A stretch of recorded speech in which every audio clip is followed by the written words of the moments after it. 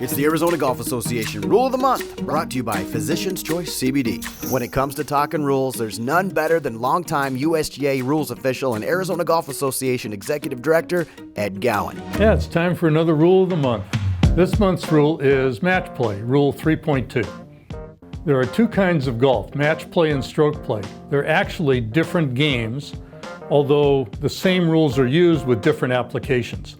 Match play is where one group of people play another group of people, whether it's 1-to-1 or 2-to-2, playing in the same group.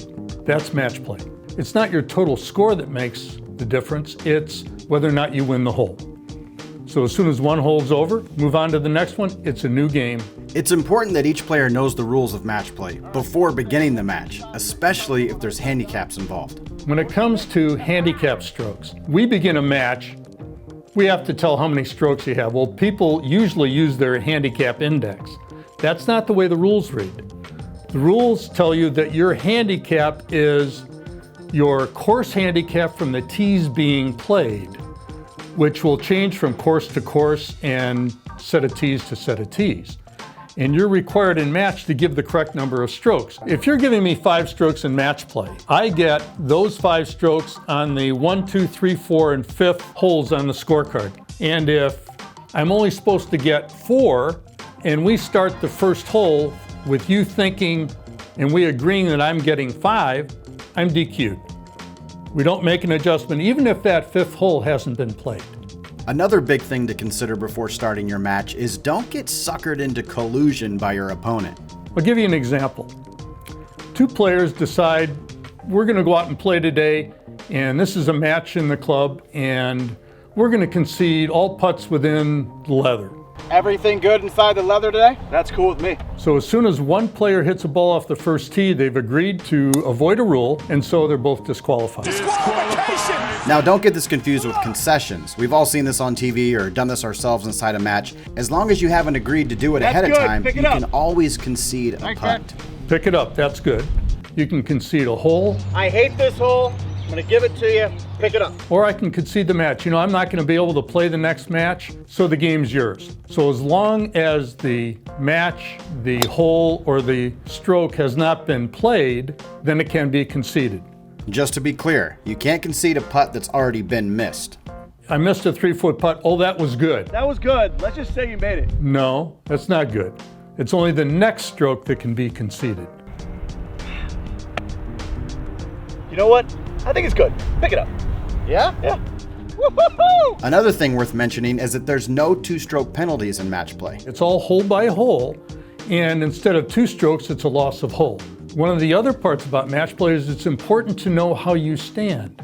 In stroke play, it's the scorecard that governs. In match play, it's the understanding of the players, of the side. I'm up 2. Yes, you're up 2. So it's up to both players, both sides, to understand the state of the match at every point in time. Before the start of a new hole, if there is agreement as to the state of the match, that agreement in fact is fact, whether or not it's correct, as soon as the ball's struck. Yes. Up 2. Okay. So, how do I protect myself? I make sure I know what my opponent scored on the previous hole. Also, in match play, you can choose or choose not to call your opponent on a penalty, as long as the player committing the penalty didn't know they did it. For instance, a player could be in a bunker and in his backswing, unknowingly, hits the sand. That is a loss of hole penalty in match play. It would be 2 strokes in stroke play, but it's loss of hole in match play. Let's say the other player is watching him, sees the penalty in the bunker, but decides not to call his attention to it. That's fine. In match play, you can ignore a penalty by the other player as long as you don't agree to ignore it. But he only has until the next hole begins because of this understanding that you have to know your state of the match. He can't save up the penalty in case he needs it later. So if you see a penalty and the guilty party doesn't know they did it, you can call it or not call it. And when you start the next hole, it's done in history. It's also worth noting that not always will we agree with our opponent when it comes to rulings. But in match play, the player in question has to make a decision. And then the other player can either agree or disagree. But the player must make a decision. You can't stop play and go for a ruling. The reason for that in match play is when you get to the next hole, you have to know the status of the match. Fine. We'll figure it out. So for the rest of the day, you know at some point there's going to be a decision that says it's either A or B. But when you tee off in the next hole, you both know the status of the match, one way or the other. And that's what makes match play so interesting. I'm living rent-free in his head right now. For the first 160 years, when you looked at the rules of golf, it said golf was a match. It wasn't until the 1900s that stroke play became anything but an exception to the rules. So I'm a match play guy. I go all the way back. This has been your Arizona Golf Association Rule of the Month, brought to you by Physicians Choice CBD.